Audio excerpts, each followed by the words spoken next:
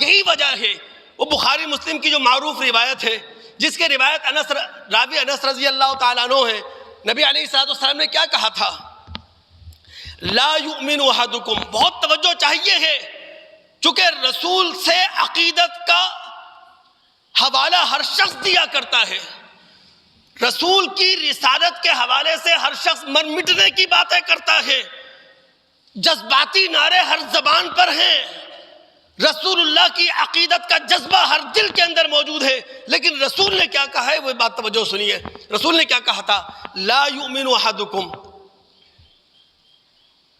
حتی اکون احب الیہ من والدہ وولدہ والناس اجمعین، تم میں سے کوئی شخص قرآن کا مطلوب مومن ہو نہیں سکتا جب تک کہ مجھ سے سب سے زیادہ محبت نہ کرے، اپنے ماں باپ سے زیادہ محبت، اپنی آل اولاد سے زیادہ محبت، دنیا کے تمام انسانوں سے بڑھ کر رسول سے محبت، تب ایمان کامل ہوا کرتا ہے، تب ایمان قرآن کا مطلوب ایمان ہوا کرتا ہے۔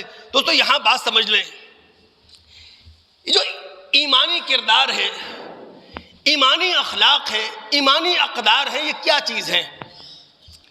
دیکھیں دو طرح کی محبتیں ہوتی ہیں، ایک ہے فطری محبت اور دوسری ہے اصولی محبت۔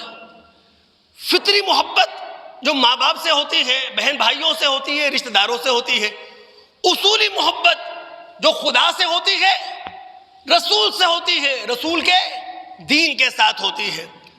مذہب کی تعلیم یہ ہے فطری محبت کے تقاضوں کو بھی ادا کرو، اصولی محبت کے تقاضوں کو بھی پورا کرو، لیکن کبھی ایسا ہو جاتا ہے فطری محبت اور اصولی محبت کے تقاضے آپس میں ٹکرا جاتے ہیں، تو پھر ہمارا مذہب ہم سے کہتا ہے کہ اب فطری محبت کو ایک طرف رکھو، اصولی محبت کو ترجیح دو۔ اب ہمارے ہاں جتنی کرپشن ہے، کیوں؟ چونکہ لوگ فطری محبت کے ساتھ کھڑے ہیں، اصولی محبت کے ساتھ نہیں ہیں۔